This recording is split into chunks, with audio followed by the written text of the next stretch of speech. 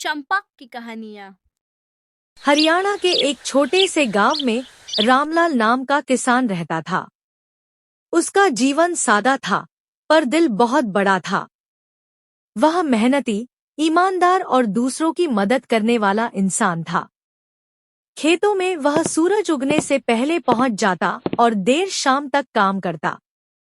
फिर भी उसकी आमदनी ज्यादा नहीं थी, क्योंकि उसके पास जमीन बहुत कम थी। एक दिन गांव में एक अमीर जमींदार आया। उसने घोषणा की, जो किसान मेरे लिए नए खेत तैयार करेगा, उसे मैं सोने का सिक्का दूंगा। यह सुनकर कई किसान लालच में आ गए। सबने सोचा कि यह आसान काम होगा, लेकिन जमींदार की शर्त थी कि खेत को एक हफ्ते में जोतकर तैयार करना होगा और बीच में बारिश या धूप जैसी कोई बहाना नहीं चलेगा। रामलाल ने भी यह काम करने का निश्चय किया, लेकिन उसने मन में कहा, मैं मेहनत करूंगा, चाहे इनाम मिले या न मिले। अगले दिन से वह सुबह 4 बजे उठकर खेत में लग गया। कभी धूप में पसीना बहाता, कभी ठंडी रात में मिट्टी समतल करता। बाकी किसान बीच में हार मानकर लौट गए, पर रामलाल डटा रहा।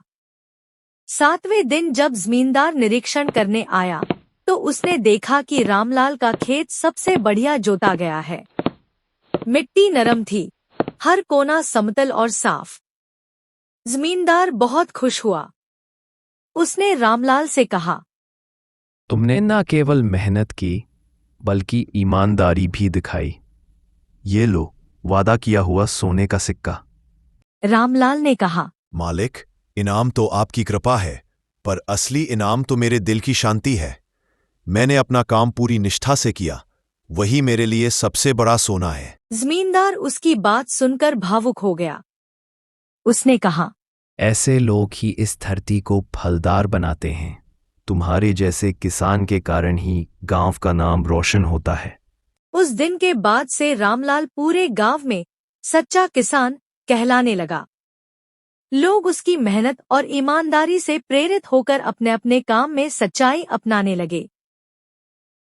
इस कहानी से हमें यह सीख मिलती है कि सच्ची मेहनत और ईमानदारी का फल हमेशा मीठा होता है।